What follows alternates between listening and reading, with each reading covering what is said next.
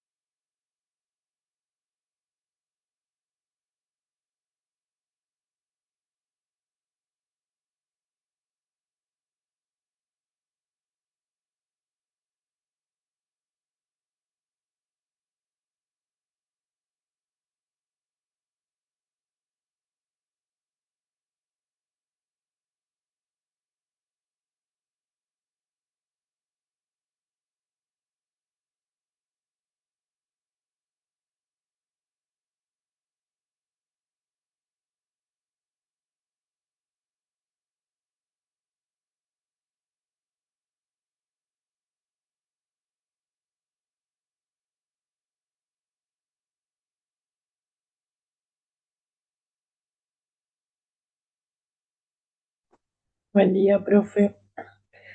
Hoy hay parcial en un rato, no sé, capaz que muchos compañeros también están en eso. Ah, por Yo eso debe dudé, haber tan poco sí, auditorio. hay Es que se parcial. enteraron que daba yo la clase y dijeron, no me conecto No, directamente. no sabíamos, yo no sabía, pero hay parcial internacional público. Ah, Y bueno, es un montón, entonces yo dudé qué hacer, pero después si no se crea cola con esta, así que estamos en lo mismo. sí, Vamos bueno. a... Vamos a tratar de terminar en hora, así que es parcial virtual Sí, sí. o en la facultad. Bueno, entonces vamos a ir arrancando. El tema previsto para hoy era el de Mora. ¿Sabían eso? ¿El profesor ya les había avisado? Sí, Sí, sí, sí, ya nos había Moraves. avisado. Sí. Bueno,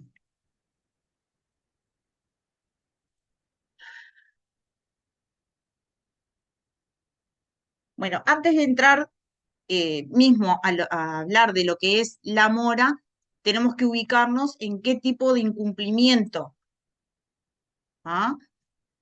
Estamos al hablar de mora. La distinción entre incumplimiento temporal y definitivo, ¿la vieron con el profesor?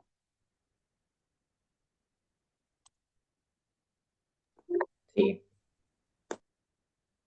¿La vieron? En los tipos de incumplimiento, incumplimiento Eh, definitivo y eh, incumplimiento temporal. A ver, sí, Analía.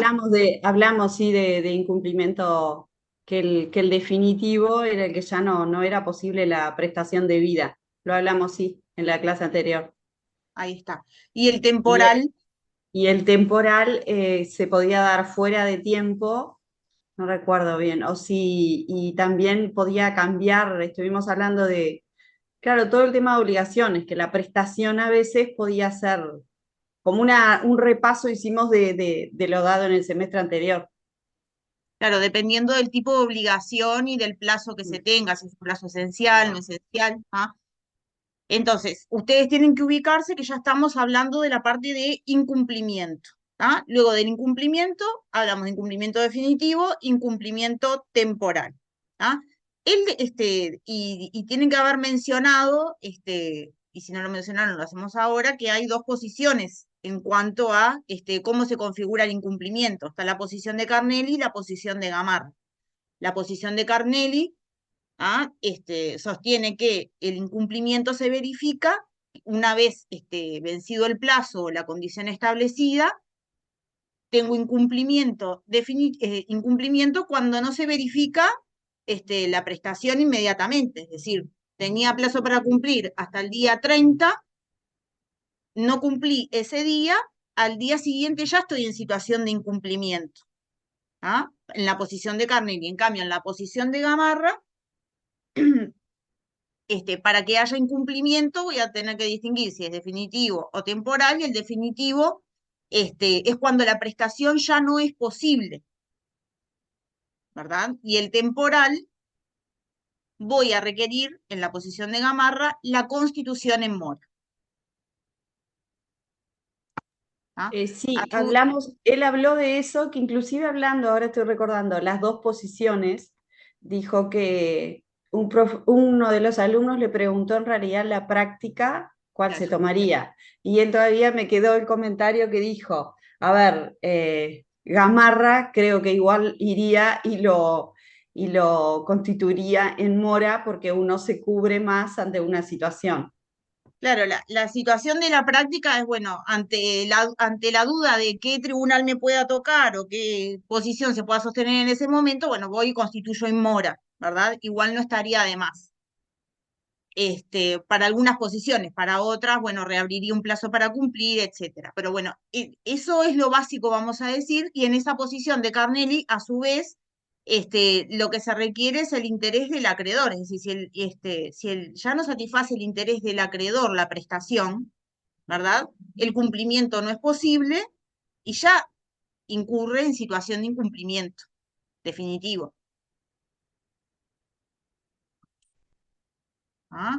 Esas son como las dos posiciones que se manejan en doctrina y bueno, como les habrá dicho el profesor, dependiendo del autor que lean, parten de una posición o de la otra. Por ejemplo, Mariño ya parte de la posición de Carnelli, ¿verdad? Si bien desarrolla la posición de Gamarra, parte de la posición de Carnelli. En cambio, si ustedes leen el profesor Cafera, parte de la posición de Gamarra y lo habla como la posición actual, ¿verdad? Entonces, si seguimos la posición de Gamarra, ¿cuándo hay incumplimiento definitivo? Cuando la prestación ya no es posible. ¿Ah? ¿Y cuándo hay incumplimiento temporal? Cuando la prestación, siendo posible, se retarda en el tiempo y a su vez constituye en mora. ¿Ah? Para Gamarra, verificado el plazo o la condición, si no hay cumplimiento inmediato, hay una situación entre la fecha que tenía que cumplir o el cumplimiento de la condición y la constitución en mora, en que el deudor entraría en una situación de retardo lícito. Es decir, hasta que el acreedor no constituye en mora, el deudor está en una situación de retardo lícito. ¿Cuándo incurre el incumplimiento? Cuando lo constituyó en mora.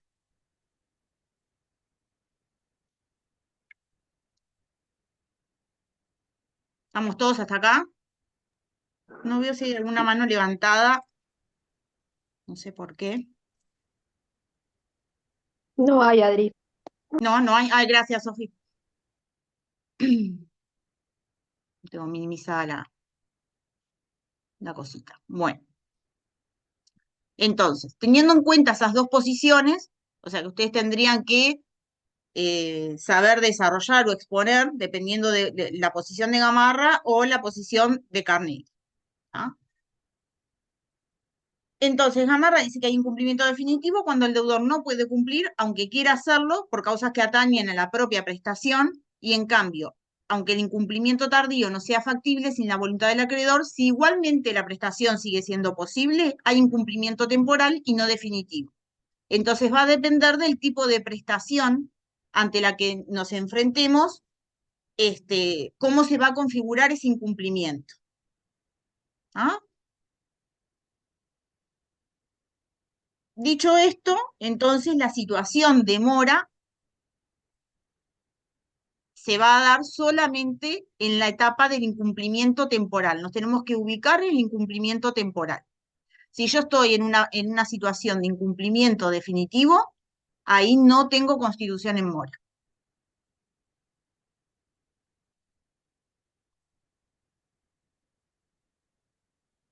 ¿Ah? Eso es como una regla básica que tenemos que tener en cuenta. ¿Me puedes repetir, profe? ¿Qué fue lo que dije? Que cuando hablamos de mora, estamos ubicados en el incumplimiento temporal, ¿tá? No en el incumplimiento definitivo. Después lo otro que también estoy recordando que hablamos fue el tema de que si el deudor está, o sea, está en esa situación de retardo lícito y quiere cumplir con la prestación y el acreedor no lo quiere y nombramos el tema de la ablación y la consignación. Sí.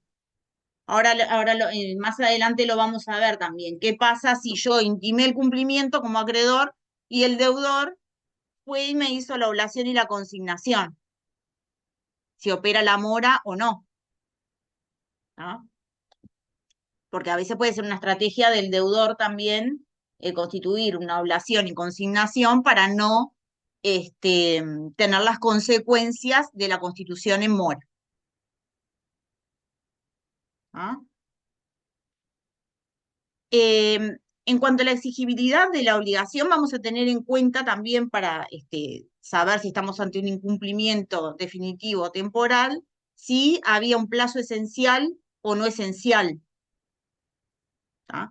El plazo, cuando se habla de plazo esencial, ¿verdad? Cuando el cumplimiento posterior a la fecha de vencimiento de la obligación ya no es posible o no es satisfactivo del interés del acreedor. Y en el tema de plazo esencial se pone el ejemplo del vestido de novia, de la entrega del vestido de novia. ¿Ah? Que la novia se casa el sábado, necesita el vestido para el sábado, y el modisto le entrega el vestido el lunes.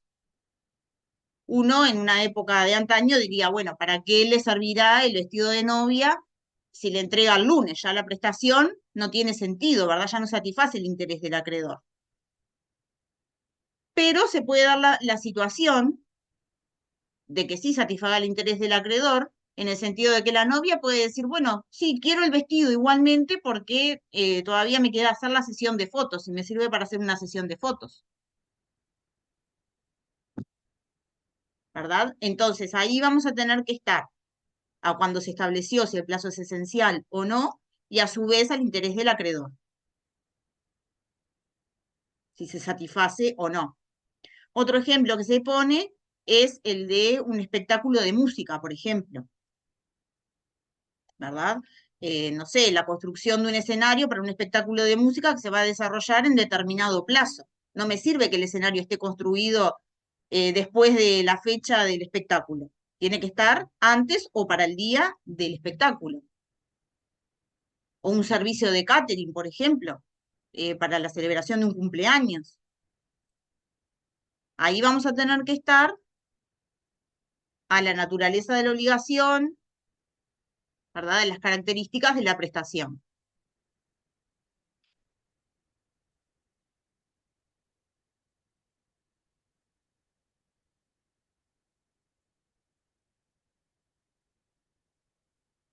Entonces dijimos que entre el momento de exigibilidad de la obligación y la constitución en mora, para la tesis de Gamarra lo que tenemos es un retardo ilícito. Todavía no hay incumplimiento. ¿Cuándo hay incumplimiento? Cuando el acreedor constituye en mora al deudor. ¿Cómo? Mediante los medios que vamos a ver más adelante, que están establecidos en el 1336 del Código Civil y algunas situaciones particulares.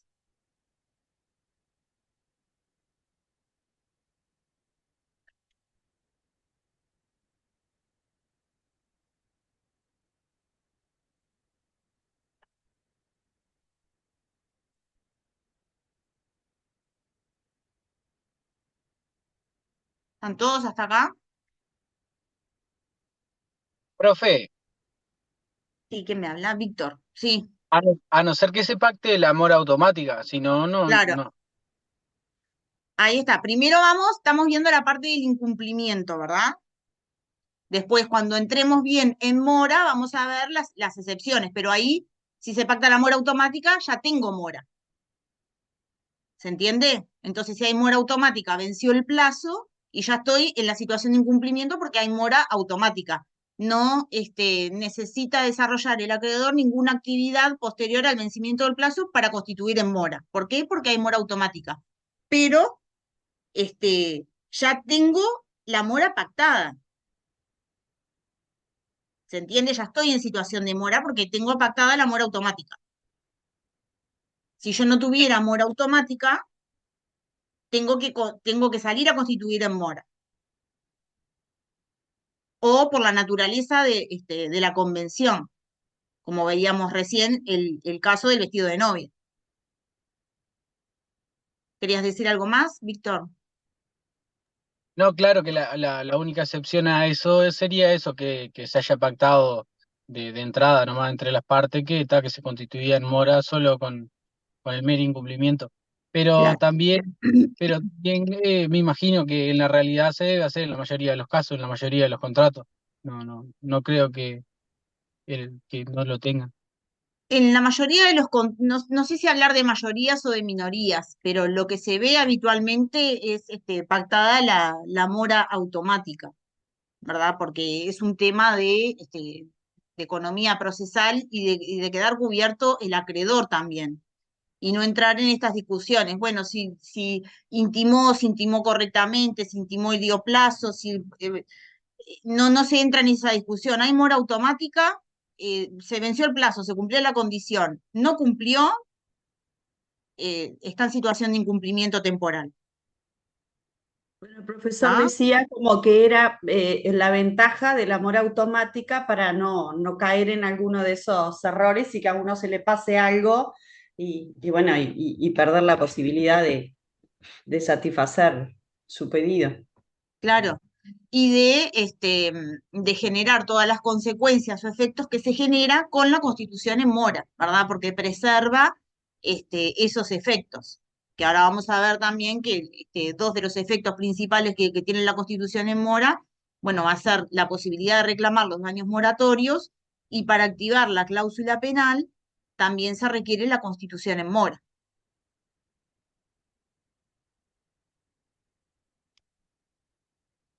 ¿Ah? Pero puede haber contratos en que, bueno, puede hacer una omisión o directamente las partes no quieren pactar una mora automática porque entienden de que, bueno, puede haber un retardo lícito después del incumplimiento si el deudor no puede cumplir en forma y en fecha, y bueno, y se activan otros mecanismos. ¿Ah? En la doctrina de Carnelli, la constitución en mora no va a ser necesaria entonces para perfeccionar el incumplimiento temporal. ¿Ah? Este, en esa doctrina, Carnelli dice, bueno, no cumplió un plazo, ni cuando se cumplió la condición, ya tengo este incumplimiento, no tengo por qué constituir en mora. ¿Ah? Ni para activar determinados remedios al incumplimiento, que son la ejecución forzada específica de la obligación, ni la ejecución por equivalente, ni la resolución de los contratos por el 1431 del Código Civil. Esta es la posición de Carnelli, estamos viendo. Esta posición, ¿en qué la sustenta el profesor Carnelli? Entre los mismos textos normativos. ¿No? Porque si nosotros vamos por ejemplo, el 1731, en sede de compraventa, él dice, el 1731 dice, si el comprador estuviese constituido en mora de pagar el precio en el tiempo y lugar indicados en el artículo 1728, el vendedor tendrá derecho para exigir el precio o la resolución de la venta con indemnización de daños y perjuicios. O sea, el artículo ya arranca y dice, si el comprador estuviese constituido en mora, es decir, que la constitución en mora va a ser una condición para que pueda activar alguno de los remedios establecidos en el 1731. Entonces, lo que dice Carnelli es que en el 1431 no me está exigiendo la constitución en mora, el artículo, y en el 1731 sí. Entonces, cuando el legislador, dice Carnelli, consideró que debía constituirse en mora, lo previó expresamente. Entonces, en aquellos casos en que no está previsto expresamente, no sería necesaria esa constitución en mora. ¿Ah? Vamos al 1431. El 1431 dice, la condición resolutoria se entiende implícitamente comprendida en todos los contratos bilaterales o sinalagmáticos para el caso de que una de las partes no cumpla su compromiso. En tal caso, el contrato no se resuelve ipso iure cuando se ha pactado la condición resolutoria, y la parte a quien se ha faltado puede optar entre obligar a la otra a la ejecución de la convención cuando es posible o pedir la resolución con daños y perjuicios. Y después sigue, bueno, la resolución debe reclamarse judicialmente y según las circunstancias. Dice el profesor, acá no me está exigiendo que constituyan mora. Pero lo que se invoca es que lo que es de aplicabilidad es la reglamentación general del 1341, ¿verdad? Que el 1341 es de aplicación general. Y el 1341, ¿qué me dice? Los daños y perjuicios solo se deben cuando el deudor ha caído en mora de cumplir su obligación. Entonces, si yo no lo hice caer en mora, no debe los daños y perjuicios moratorios. ¿Se entiende? ¿En qué sustenta Carnelli su posición? En los textos normativos.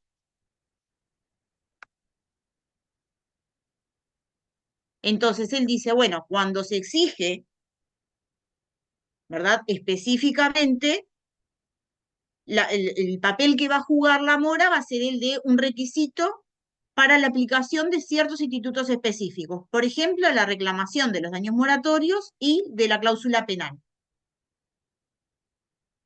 en donde sí está previsto expresamente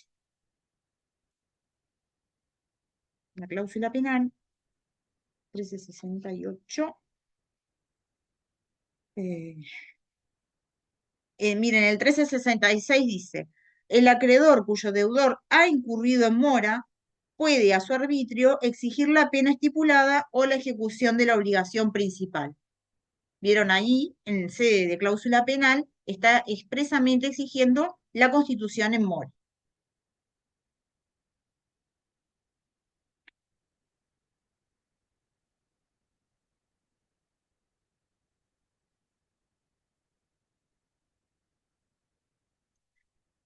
Entonces, para hablar de un concepto general de mora, ¿ah? Se puede decir que la mora es el estado o situación jurídica, en sentido amplio,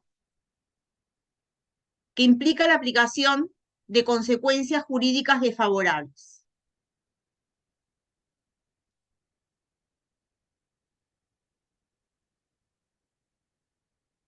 Desfavorables al deudor, ¿verdad? Se aplica consecuencias jurídicas desfavorables.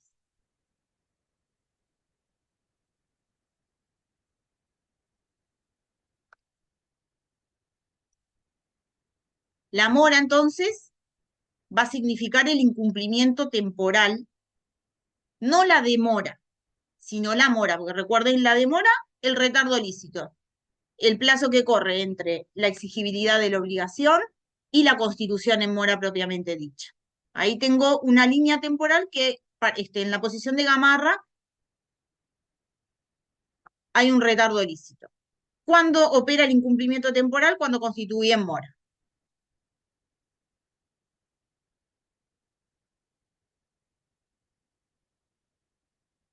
Entonces, podemos decir, los presupuestos para la constitución en mora van a ser que exista una obligación válida, exigible, y respecto de la cual haya una demora en el cumplimiento, ¿verdad? El deudor no cumplió ni en el lugar ni en el plazo establecido, ni con la condición establecida, perdón. El sujeto activo de la constitución en mora va a ser el acreedor y el sujeto pasivo va a ser el deudor.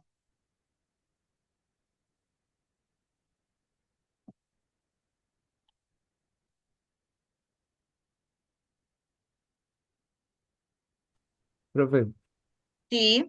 ¿qué dijo que tenía que existir para que haya esto de mora? O sea, los presupuestos, Sí, había dicho obligación lícita, puede ser, y me está hablando Bruno González. sí, Ah, porque no te veo la cara, te queda cortada sí, perdón, profe. por la cámara. Los presupuestos de la mora es que haya una obligación válida, exigible, y respecto de la cual haya una demora en su ejecución.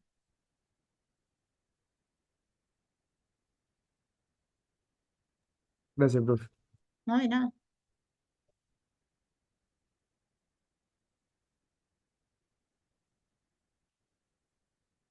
Profe, una acotación puede ser. Sí, sí, Por ejemplo, que sería entonces que el cumplimiento tardío es mora. sí. Ok, Incumplimiento tardío y que constituye mora mediante los medios establecidos por la ley. Sería la interpelación, Mora. Uno de los medios es la interpelación. ¿Mora del acreedor, profe? La mora del acreedor es una especie de mora, que ahí cuando el acreedor está en mora, lo que tenemos son los institutos de la oblación y consignación. Gracias, profe, gracias. No de nada. ¿Alguien más tiene alguna duda hasta acá? Igual veo que con el profesor vieron bastante las dos posiciones. Bueno, entonces vamos a los medios de constituir en mora.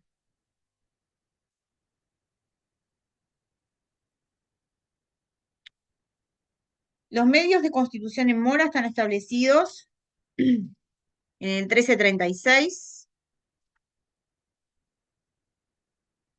del Código Civil, que dice: el deudor cae en mora, sea por interpelación judicial o intimación de la protesta de daños y perjuicios, sea por la naturaleza de la convención o por efecto de la misma, cuando en ella se establece que el deudor caiga en mora por el solo vencimiento del término. Entonces, acá tenemos las formas de constitución en mora, la interpelación, que puede ser judicial, o intimación de la protesta de daños y perjuicios es cuando se realiza por acta notarial.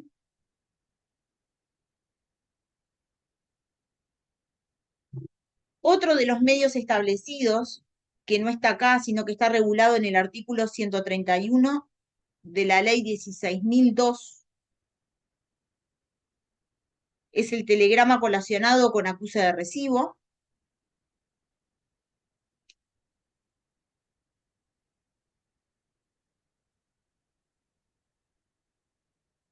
Que no lo van a tener acá, sino que lo tienen regulado en esa ley, es un medio válido para constituir en mora.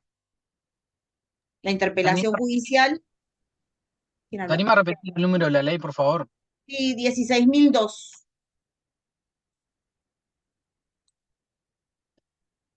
Gracias, profe. No, de nada. Profe, perdón, buenos días. ¿Qué dijo aparte de la interpelación y la ley 16.002? 16.002. La interpelación puede ser interpelación judicial, mediante los mecanismos establecidos por el Poder Judicial, por ejemplo, la oficina de alguacilatos. La protesta de daños y perjuicios que dice acá el artículo se refiere a la intimación mediante acta notarial. Es cuando el acreedor le solicita a un escribano que intime el cumplimiento, o constituya en mora, mediante un acta notarial. Entonces el escribano, luego de realizada esa acta de solicitud, se constituye en el lugar señalado por el acreedor, va y se presenta frente al deudor. Imagínense la situación preciosa a la que se ve enfrentado el escribano, ¿no? Yendo a constituir en mora. Pero bueno, son mecanismos que si yo estoy corto de tiempo porque me está transcurriendo el plazo para una prescripción o lo que sea, es bastante efectivo y es un medio fehaciente de constitución en mora. Entonces el escribano va, se apersona y interpela notarialmente al deudor. Y después el telegrama colacionado con acuse de recibo, que es el TCC-PC.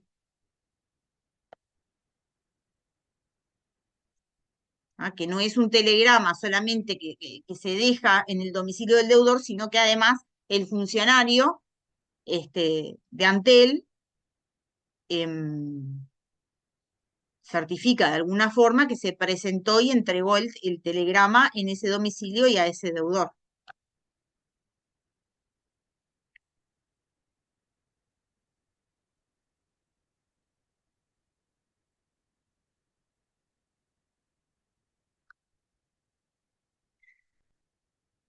Bueno, después tenemos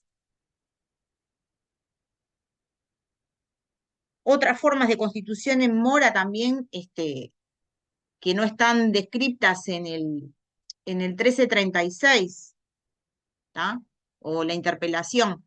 pero sí se entiende que constituyen en mora son, por ejemplo, las demandas, ¿verdad? La demanda de ejecución específica se entiende que constituye en mora porque está solicitando el cumplimiento. ¿Qué significa esto? Bueno, supónganse, se hizo exigible la obligación y yo no constituí mora por algunos de los mecanismos establecidos en el 1336. Voy, interpongo la demanda de cumplimiento específico. Se entiende que la interposición de la demanda está constituyendo en mora al deudor porque yo le estoy pidiendo el cumplimiento. Ahora, las demandas que se entiende que no constituyen en mora son la ejecución por equivalente y la resolución del contrato. Todo esto que yo le estoy nombrando ahora, ejecución específica, ejecución por equivalente, resolución, los vamos a ver como remedios al incumplimiento más adelante. Vamos a ver en qué consiste en cada uno de ellos, pero por lo menos por ahora que tengan el titular de que este tipo de demandas, bueno, la demanda de cumplimiento específico sí constituye en mora, y los otros tipos de demandas, como la de ejecución por equivalente o la de resolución, no constituyen en mora. La de ejecución por equivalente es porque no está pidiendo el cumplimiento de la obligación, ya te doy la palabra, Analía, no está pidiendo el cumplimiento específico, justamente, está pidiendo un equivalente. Y en la resolución tampoco constituye mora porque lo que yo estoy pidiendo es la resolución del contrato, y al solicitar la resolución del contrato estoy solicitando que se extingan las obligaciones recíprocas.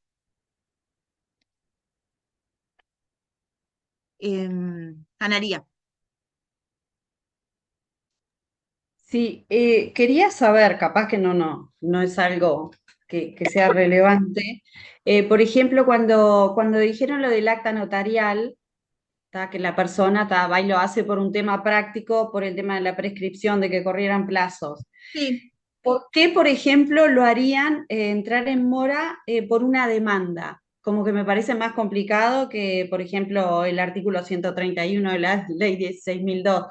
Digo, ¿es para alguna situación específica o Y, por qué toman esa y no, metodología? yo creo es que es porque, bueno, no constituyeron en mora por otra parte y se admite que se constituya con la demanda. Porque ya al Ah, ok. estar demandando estoy haciendo una manifestación de voluntad de que quiero el cumplimiento y bueno, ya estás en situación de incumplimiento temporal. Está, bárbaro. Pero siempre va a depender de los tiempos que tenga y de las estrategias. Yo con tiempo no me arriesgaría a no constituir en mora mediante alguno de los medios fehacientes. Valeria. Sí, profe, no entiendo la diferencia entre la interpelación judicial y la demanda por cumplimiento específico. Porque las Eh, dos, No, la interpelación judicial se hace mediante la oficina de alguacilatos o en Montevideo.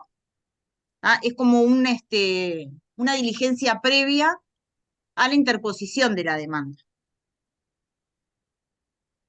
ah,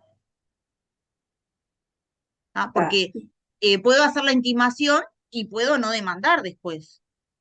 Porque hago la Ah, intimación judicial y bueno, y el deudor de repente cumple. ¿Ah? O no tengo todos los elementos para interponer la demanda. Pero sí es una diligencia previa a la intimación judicial. ahí va. Y la demanda con cumplimiento específico, ahí sí, ya hay va a haber un juez que obliga, o sea, que va La decir, demanda, en esa demanda yo estoy reclamando el cumplimiento específico de la obligación. No estoy reclamando ni un equivalente, por ejemplo, en lugar de que me entregue la cosa, que me dé el dinero. Estoy reclamando la misma cosa debida. Ahí es pacíficamente admitido, tanto por la doctrina como por la jurisprudencia, de que, bueno, constituye mora.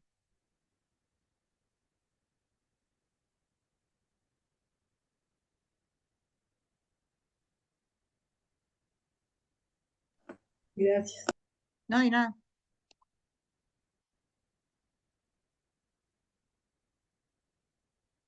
Bueno, ahora vamos a ver los otros medios. ¿Ah? Esta es la parte de interpelación. Después tenemos otros medios de constituir en mora, como la mora automática, ¿ah? Y la mora por la naturaleza de la convención, que es los otros que establece el 1336. ¿Ah? Pero ahora vamos a eso. ¿Qué contenido tiene que tener esa interpelación?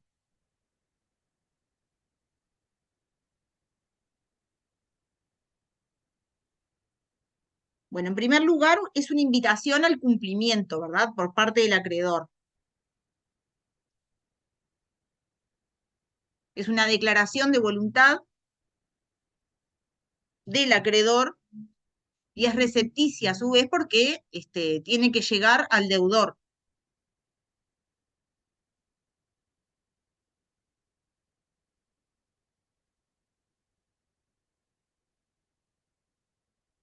A su vez, en esa invitación al cumplimiento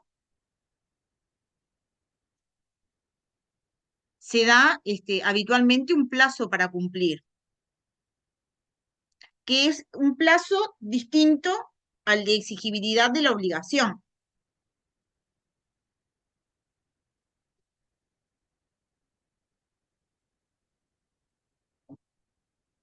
Supónganse que tenía que cumplir, bueno, el 30 de septiembre. El 1 de octubre ya está en situación de incumplimiento.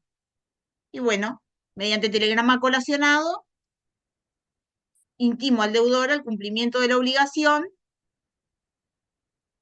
Ahí fui expeditiva, no esperé nada, ¿verdad? El primero ya no me entregó, voy, intimo.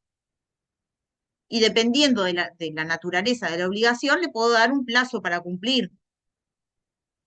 ¿Ah? Por ejemplo, en los libros van a ver que Cafera mismo dice, bueno, no es lo mismo que me tenga que entregar 5.000 pesos que me tenga que entregar 100.000 dólares, por ejemplo. ¿No? Entonces, le doy un plazo razonable. ¿Está estipulado en algún lado ese plazo? No, va a depender del plazo que le quiera dar el acreedor y de las posibilidades que le quiera dar al deudor de cumplir también, ¿no?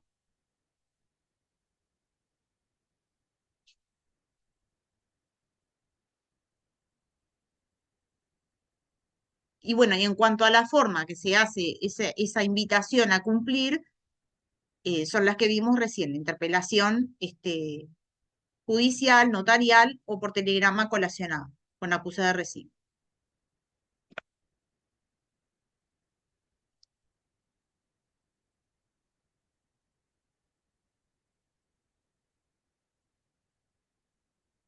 Se han planteado algunos casos particulares, bueno, en que se ha preguntado si es válida o no la intimación, que ustedes van a ver en los textos también, que son, por ejemplo, la intimación por mayor cantidad de la debida. Entonces, bueno, se plantea la interrogante, ¿es válida esa intimación que yo le hago al deudor solicitándole más dinero del que adeuda? Y bueno, lo que se ha sostenido es que sí es válida por la parte de la deuda. En el exceso no tiene efecto, porque ni siquiera es una suma adeudada. ¿Se entiende? El deudor me debe 100.000 pesos y yo lo intimo por 200.000. Bueno, esa intimación va a ser válida por los 100.000. Por el excedente no va a ser válida, no va a tener efecto.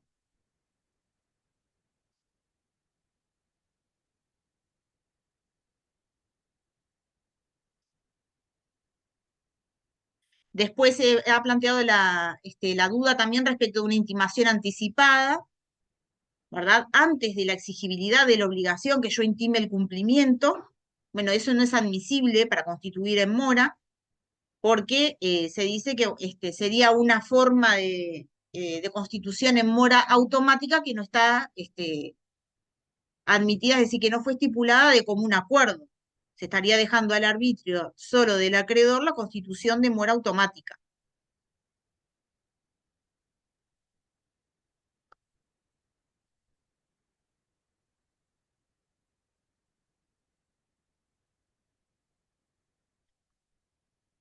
Bueno, en la mora por la naturaleza de la convención, que está establecida en el 1336,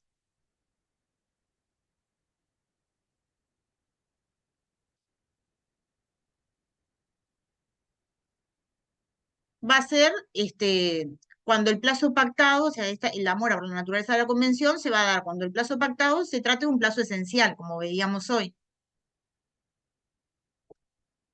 Si el plazo es esencial, el cumplimiento tardío no satisface el interés del acreedor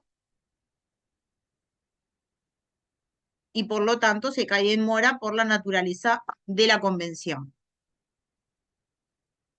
¿Ah? Es la llamada mora ex re, que significa que no se requiere ninguna actividad del acreedor para constituir en mora. ¿Ah? Como si en la interpelación, que se le denomina mora ex persona, que sí se requiere una actividad del acreedor para constituir en mora. Acá, en la mora por la naturaleza de la convención, no necesitamos ninguna actividad del acreedor. Cae por su propio peso de que cayó en mora. Y ya les digo, son los casos, por ejemplo, de plazo esencial.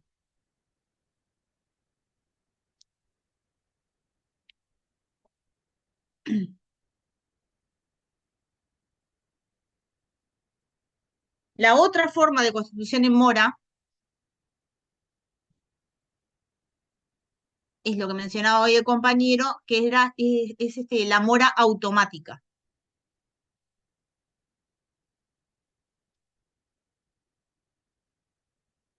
¿Ah? En este tipo de mora, las partes establecen en el contrato una cláusula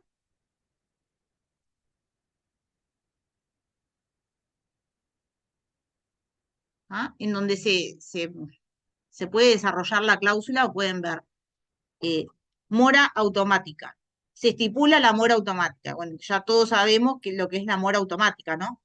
Y si tienen ganas de redactar un poquito más, se va a decir, bueno, se estipula la mora automática sin necesidad de interpelación judicial, notarial, de especie alguna, o por el solo vencimiento del plazo.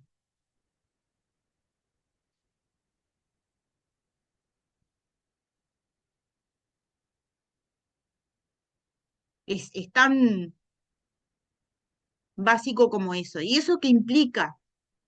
Que vencido el plazo o cumplida la condición, no se cumplió, el deudor ya está en mora. No necesito nada más.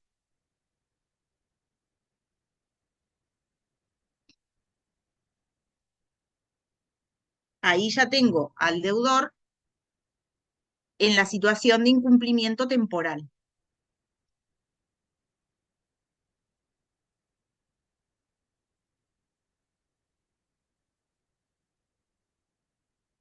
¿Se entiende?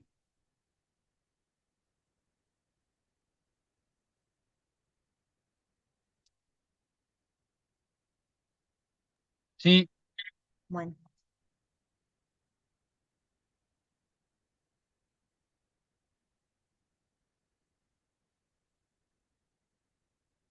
Están todos hasta acá, entramos a las funciones de la mora. ¿Qué funciones cumple la mora?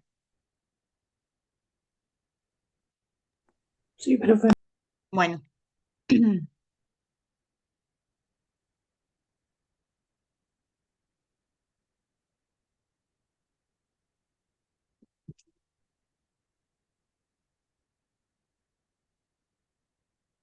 Bueno, entre las funciones que se señalan que tiene la mora, bueno, en primer lugar, siguiendo a Gamarra, ¿verdad? Va a determinar el incumplimiento temporal. Hasta que yo no constituya en mora, no va a haber incumplimiento temporal y por lo tanto no se van a desencadenar todos los efectos que genera el estado de mora, que ahora lo vamos a ver un poquito más adelante.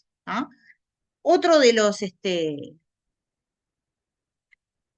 de las funciones que cumple la mora es determinar el comienzo del daño moratorio. El 1341 del Código Civil nos dice, los daños y perjuicios solo se deben cuando el deudor ha caído en mora de cumplir su obligación, perdón, artículo 1336, o cuando la cosa que se había comprometido a dar o hacer no podía ser dada o hecha, sino en el tiempo determinado que ha dejado transcurrir. Entonces, dice clarito el 1341, ¿no? Los daños y perjuicios solo se deben cuando el deudor ha caído en mora de cumplir su obligación. Entonces, hasta que yo no lo hago caer en mora, no debe daños moratorios. Otra de las funciones que cumple la mora es impedir que operen las eximentes de responsabilidad. Porque vamos a ver que uno de los efectos que tienen es, bueno, invertir los riesgos.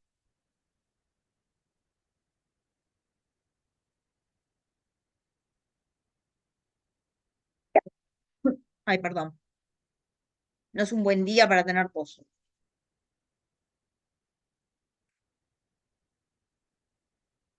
Otra de las funciones de la mora es habilitar la exigibilidad de la cláusula penal. Porque el 1366 que leíamos hoy dice que el acreedor cuyo deudor ha incurrido en mora puede a su arbitrio exigir la pena estipulada o la ejecución de la obligación principal. Entonces, el acreedor cuyo deudor ha incurrido en mora, hasta que no lo hago incurrir en mora, no puedo solicitar la cláusula penal. Después, otra de las funciones señaladas en algunos contratos, que esto después lo van a ver cuando estudien los contratos específicos, ¿no? Pero les digo para que lo puedan leer después, de repente en la donación modal, el 1632,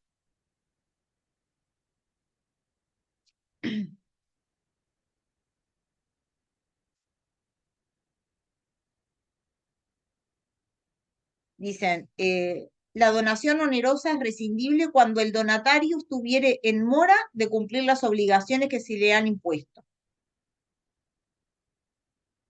También, clarito, la donación onerosa es rescindible cuando el donatario estuviere en mora de cumplir las obligaciones. Después el 1633 dice, la acción rescisoria concedida por el artículo anterior terminará en 4 años desde el día en que el donatario haya sido constituido en mora de cumplir la obligación impuesta. Es decir, que para poder accionar,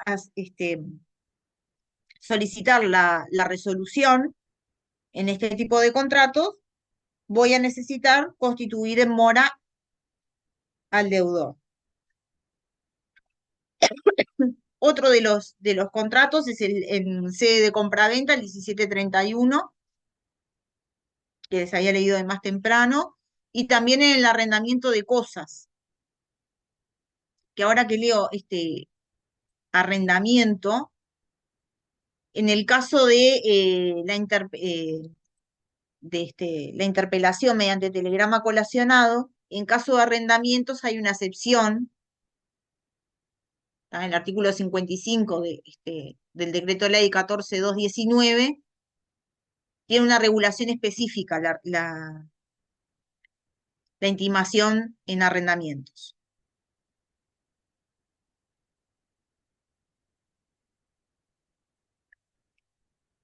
Eso anótenselo como excepción. Disculpe, ¿cuál fue que dijo la Sí. normativa del arrendamiento? Arrendamientos es el decreto ley 14219 y si mal no recuerdo es el artículo 55 y el 56, que pide una forma de constitución en mora específica. Pero es una de las excepciones a las reglas que vimos de interpelación. Cuando den arrendamientos también lo van a dar específicamente, pero por lo menos para que lo tengan ahí como apunte. Otra de las funciones de la mora que establecen algunos artículos es, bueno, por ejemplo, en la compraventa, el comienzo de los intereses, el 1729, numeral 3,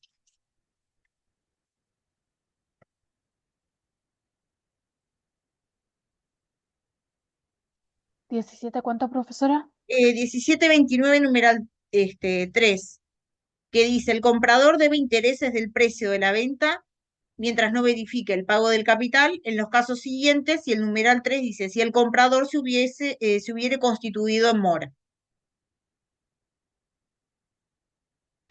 Y en el mandato lo mismo. En el mandato, el 2073, dice, el mandatario debe intereses de las cantidades de que aplicó a usos propios desde el día que lo hizo y de lo que reste ha de haber fenecido el mandato desde que se ha constituido en mora.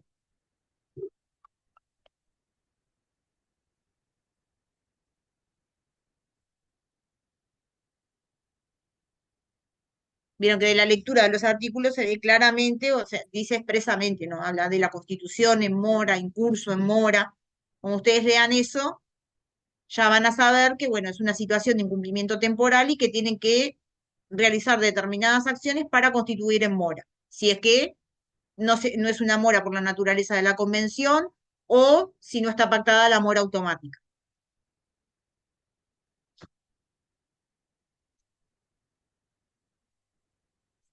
Bueno, uno de los efectos de la mora que mencionábamos hace un ratito es la inversión de los riesgos.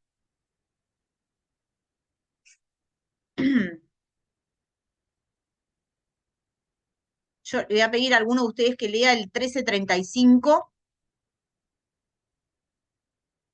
así no me escucho yo sola, porque... Profe, dijo uno de los que no entendí. La inversión de los riesgos. Uno de los efectos del amor es la inversión de los riesgos. ¿Ah? Y podemos leer, por ejemplo, el 1335. ¿Quién se anima? Leo, profe. Bueno, bárbaro. Quedé media traumatizada porque debo reconocer que tengo el código viejo, entonces como el profe nos dijo que tenemos que tener un código nuevo, no, Sí. pero espero que este no haya cambiado, me lo voy a comprar cuando vaya a la facultad, pero bueno.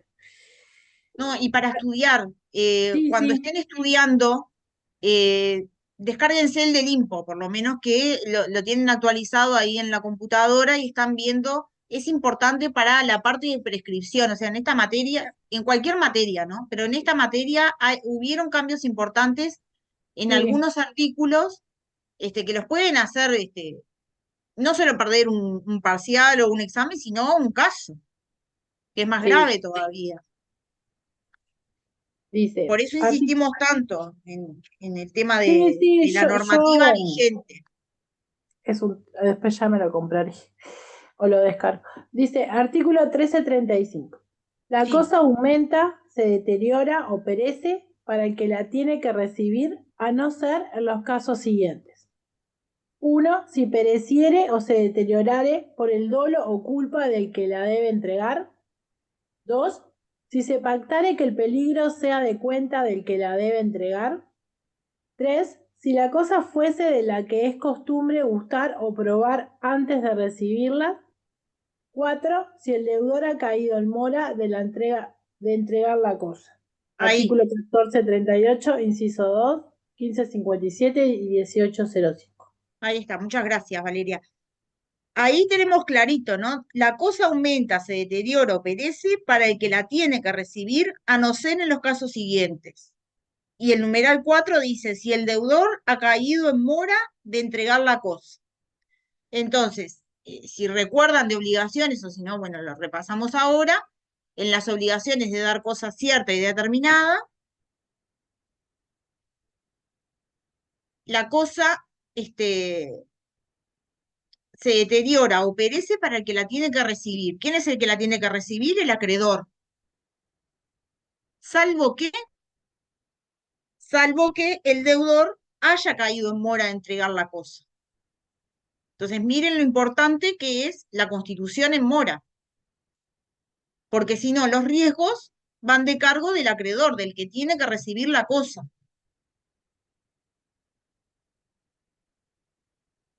¿Ah? En el caso de las obligaciones de dar cosa genérica, ¿verdad? El género perece ¿para quién? Para ¿Se el deudor, acuerdan? Para para el el deudor. deudor, ahí está, bárbaro. El 1362 dice, la pérdida de alguna de las cosas del género no extingue la obligación y el acreedor no puede oponerse a que el deudor las enajene o destruya, mientras subsistan otras para el cumplimiento de lo que debe. ¿Por qué perecen para el deudor? Porque, bueno, puede cumplir con cualquiera cosa del mismo género.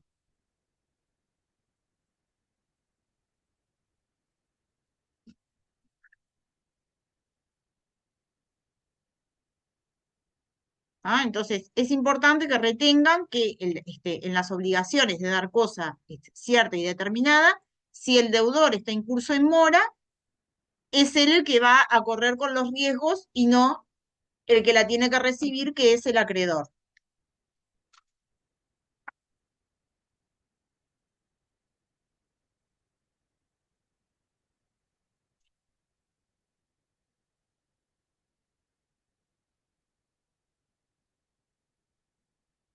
Ahora, si van al 1551,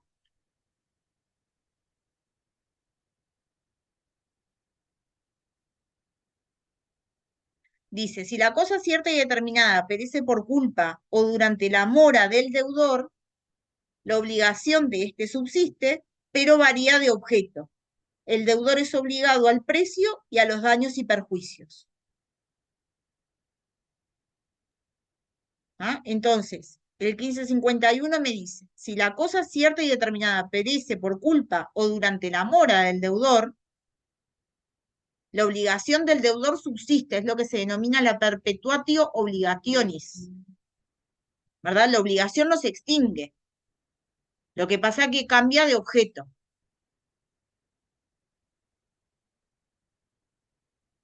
¿Por qué? Porque el deudor es obligado al precio y a los daños y perjuicios.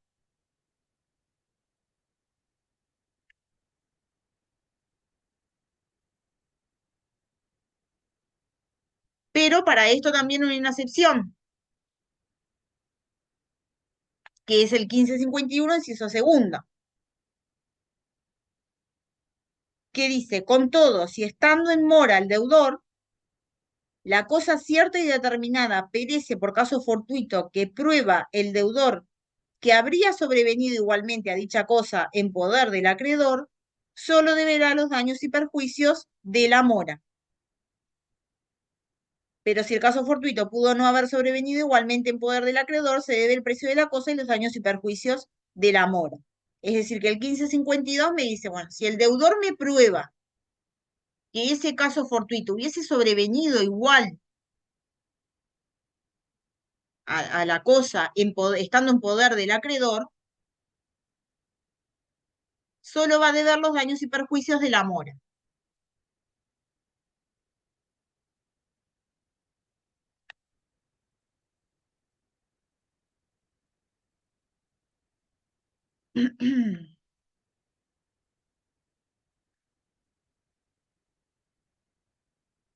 Entonces tenemos que hacer como un degradeo o ir bajando de escaloncito, ¿no? La regla general, la cosa perece para el acreedor, en la obligación de dar cosa cierta y determinada. Regla general, la cosa perece para el acreedor. La primera excepción, bueno, si el deudor está en mora, perece para el deudor. Y la excepción de la excepción es que si el deudor prueba que ese caso fortuito igualmente hubiese ocurrido si la cosa estaba con el acreedor, entonces en ese caso solo va a deber los daños y perjuicios de la mora, es decir, los daños moratorios.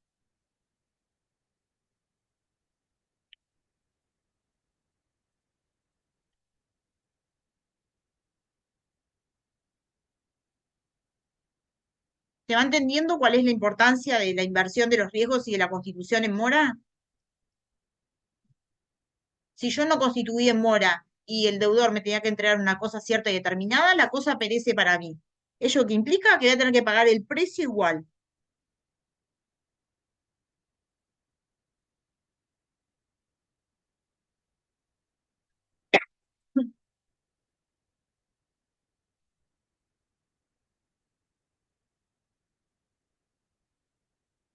Eso, bueno, es uno de los efectos de la Constitución en mora, la inversión de los riesgos. Ahora pasamos a otros de los efectos.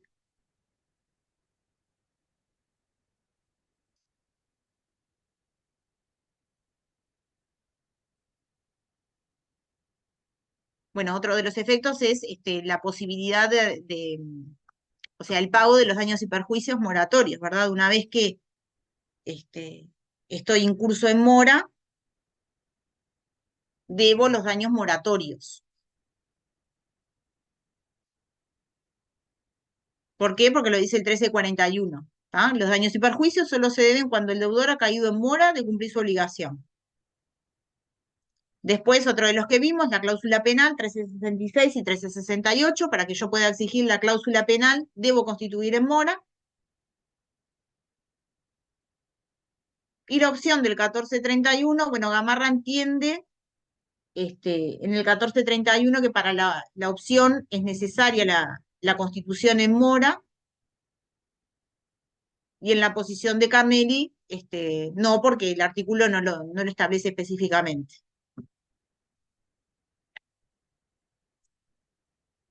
Profe, ¿Sí?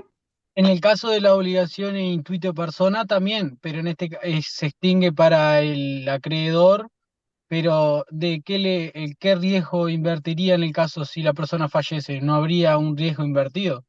No, lo que Perece pasa, igualmente. no, porque solamente lo puede cumplir esa persona, ¿verdad? Claro, pero Por en eso ese caso no hay por eso riesgo hablé de invertido. la obligación de entregar cosa cierta y determinada.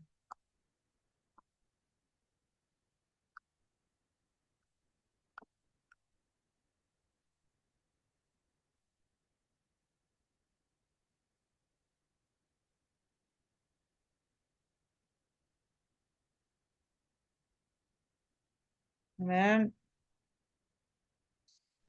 Agustina Rodríguez, que me pone en el chat, no entendí las funciones, 1341 y 1366. La función en sí es impedir que operen eximentes y habilitar la cláusula penal. A ver, ¿está Agustina Rodríguez? ¿Tiene audio?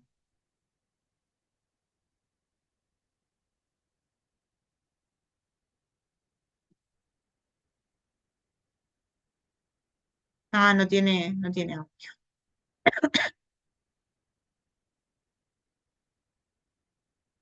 Sí, las funciones del 1341 y del 1366, la del 1366 ya dijimos, habilitar la posibilidad de exigir la cláusula penal. Y el 1341, porque lo dice el propio artículo, que solo se deben daños y perjuicios cuando está en mora, ¿no? 1341. Leemos de nuevo. Los daños y perjuicios solo se deben cuando el deudor ha caído en mora de cumplir su obligación.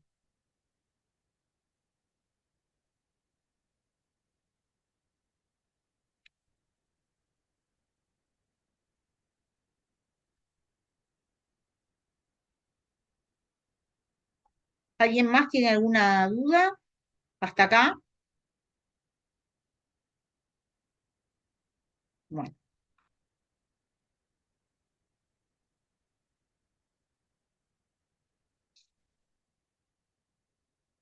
Entonces entramos al tema de la purga de la mora. Yo, A ver. ahí, ¿se escucha bien? Juan, sí. Juan Ah, bien. García. Me quedé con la exigibilidad de daños y perjuicios en la apertura, o sea, no.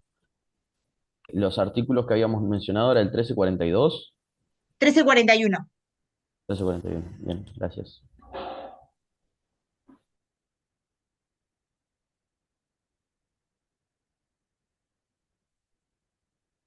¿Alguien tiene idea de qué es la purga de la mora?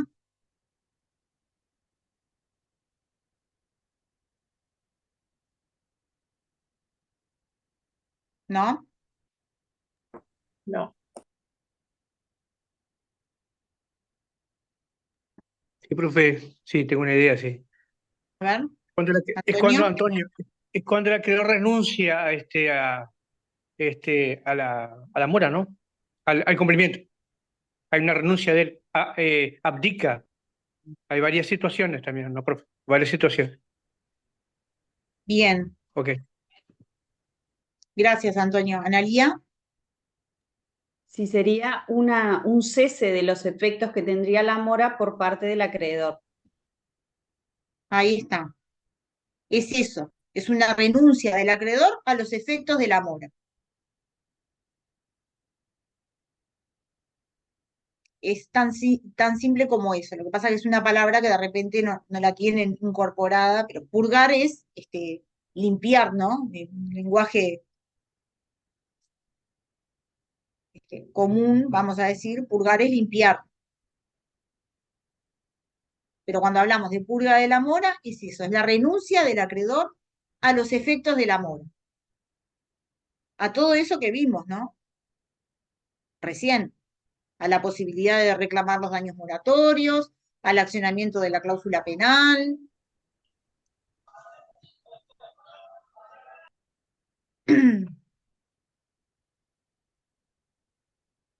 ¿Cómo tiene que ser?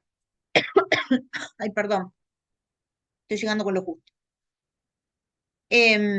¿Cómo tiene que ser esa renuncia?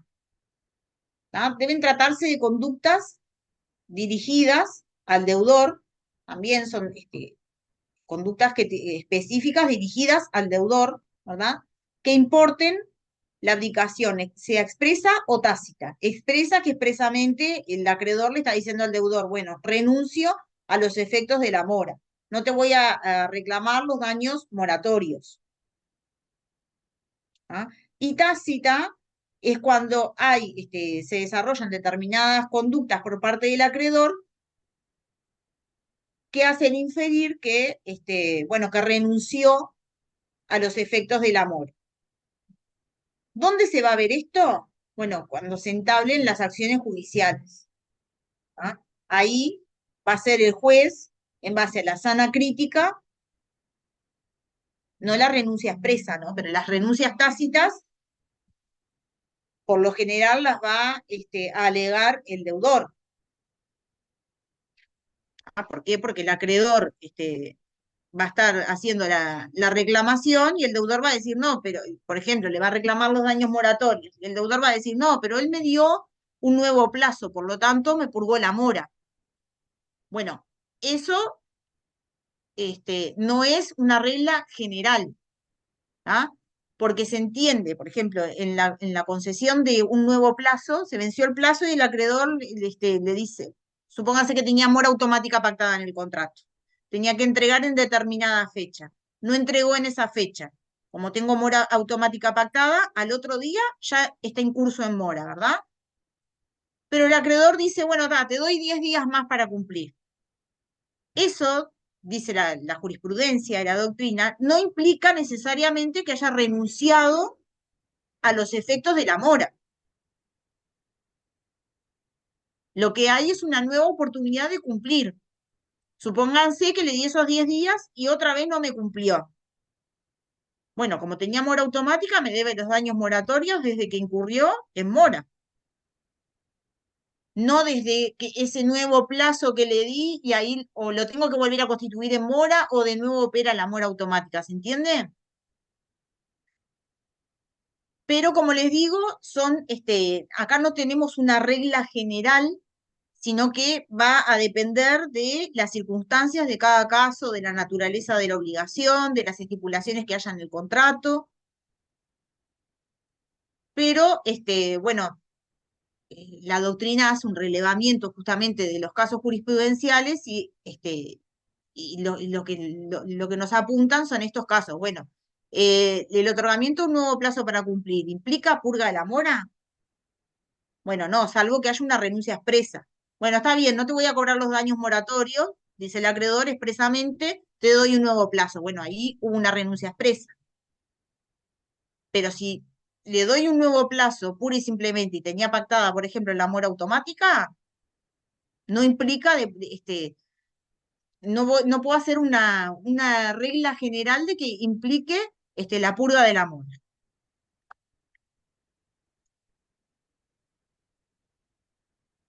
¿No?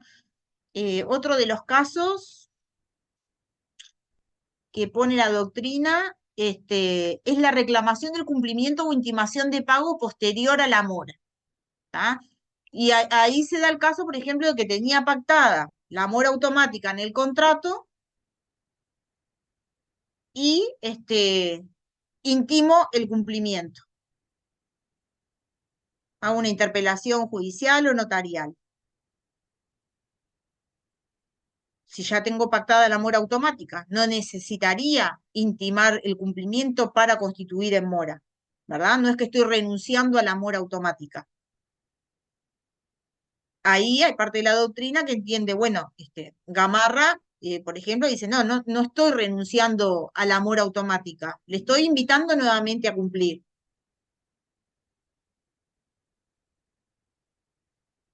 Otra parte de la doctrina dice, bueno, estoy intimando el cumplimiento nuevamente, estoy reabriendo la posibilidad, le estoy dando la posibilidad recién ahí, lo estoy constituyendo en mora, porque renuncié a la mora automática.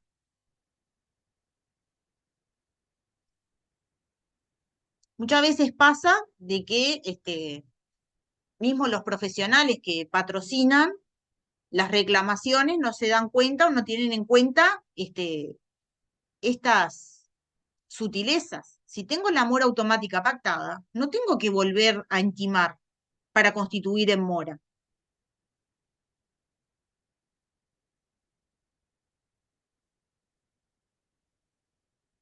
A veces el por Profe, las dudas, sí, pero ¿qué todo más? esto se da cuando que ya hay una empresa, hay mucha plata, porque no se me ocurre que yo haya hecho un acuerdo de compraventa con alguien, yo le pagué a un escribano, para mí salen caros, y ahí pacto la mora automática y después en el medio del proceso hago esto de nuevo. O sea, ¿cuándo se da en la vida en una empresa o contra una empresa? No. No,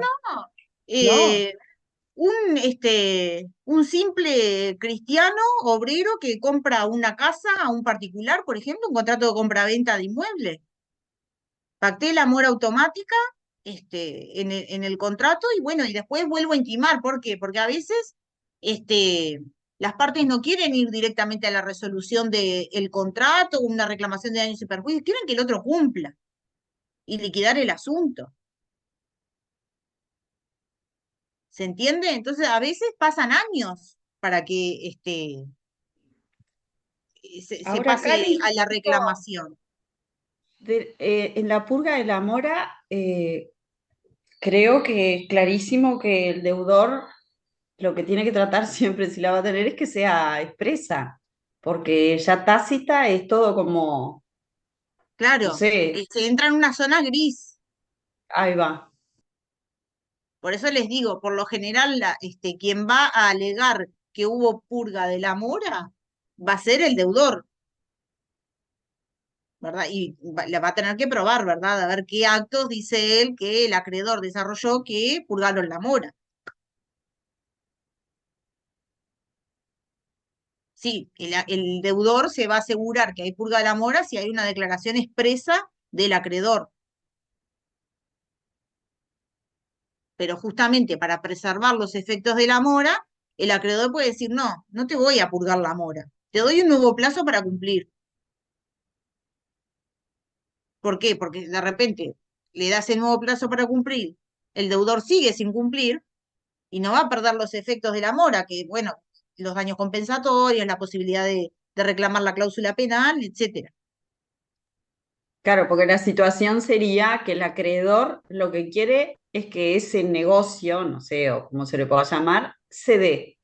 Claro, está buscando la voluntad del otro que no siga, pero claro, si después no hay voluntad y no va a cumplir, le conviene haber tenido todos esos efectos para no tener que volver a constituirlo y bueno, ir por el camino que no quería, pero que es inevitable. Claro, exacto.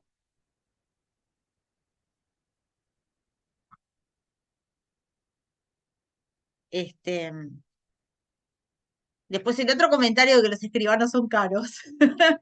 Recuerden que están estudiando, ya sea la profesión de escribano o de abogado, para, digo, el Yo pensé sustento va eso, a ser Valeria. sus Estás honorarios, haciendo una mala propaganda ya antes de que terminemos de estudiar. No digas que son caros. Los estoy sufriendo, estoy esperando, me apuro, Están, eso están me pagando, están cobrando los años que están invirtiendo ahora en estudiar. Muy bien, son mi estímulo, son mi estímulo, viste que yo digo, bueno, cuando yo sea escribana, cuando yo sea escribana, entonces voy ahí, ellos me estimulan. Cuando tengo que pagar,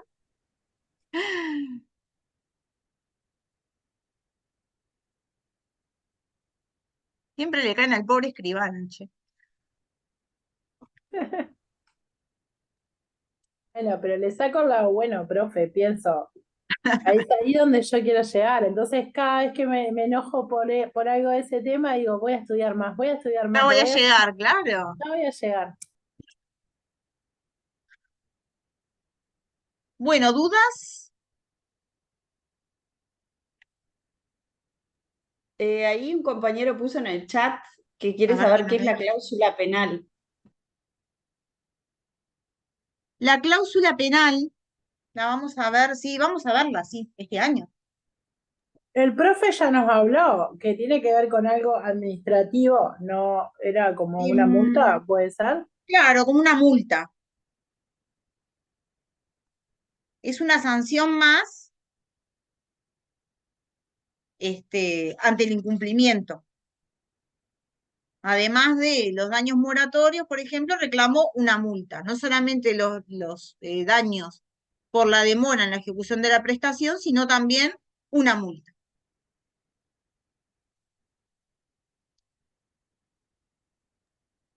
Claro que esa cláusula iría en el contrato, o sea, al principio, ¿no? Se estipularía esa cláusula penal, Y se porque si no, estipula, no sí, puede ser. sí, si no, no opera. Es de estipulación expresa, pero la vamos a ver si está regulada del 1363 en adelante del Código Civil. Pero la cláusula penal es eso, es una pena que se pone, es uno más de los daños que se puede reclamar.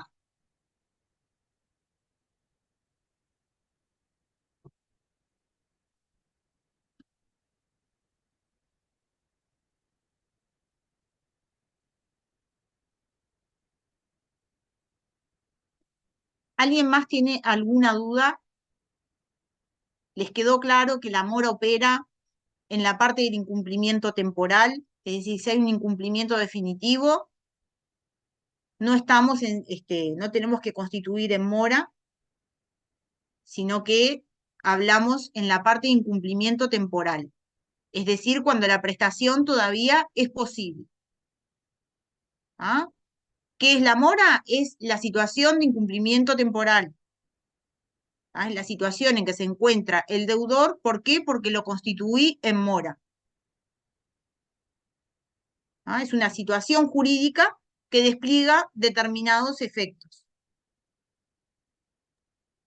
Profe, la mora, por ejemplo, la mora se define también como la demora, ¿no? El plazo para Bueno, cumplimiento, ¿no? ahí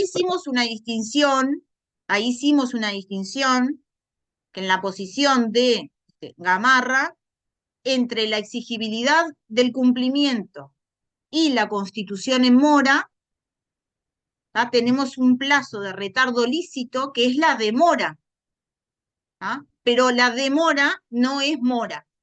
Solo estoy en mora cuando constituí en mora. ¿Tá? ¿Y cómo constituyó en mora? Por los medios que vimos, o por la interpelación, ya sea judicial, notarial o por telegrama colacionado,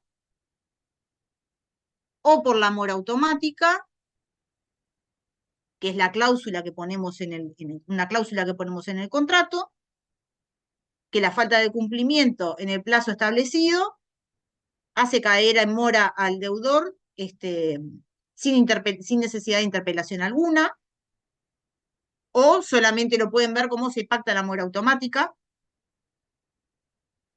¿tá? O la mora por la naturaleza de la convención. Esos son los medios de constitución en mora. ¿Tá? Vimos los otros medios particulares que son las demandas. ¿Tá? La demanda de cumplimiento específico se entiende que hace caer en mora al deudor. No así las demandas de ejecución por equivalente o de resolución del contrato. Víctor. Profe, quizá que le erro, pero en el caso de que se dé una novación, ¿sería una purga de la mora también? No sé si puede No, suceder, se realice la novación no, después no. del incumplimiento. La novación, es una forma de extinción de las obligaciones en que estoy cambiando o el objeto de la obligación o el sujeto. Cambia el acreedor o el deudor. Ah, no, está. Bien, bien. Además, Gracias. la novación es por acuerdo de partes, ¿verdad?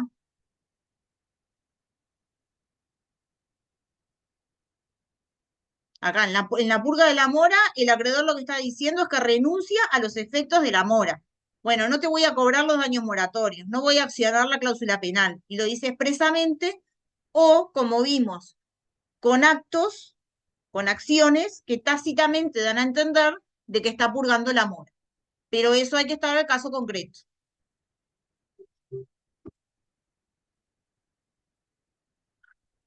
Bueno, se me están yendo, tienen parcial.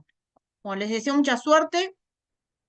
Gracias, profe. Espero que haya sido clara la clase. Si no, bueno, cualquier cosa en el repaso, digo, después cuando lean los textos y les surjan No, quedó más bien, dudas. profe.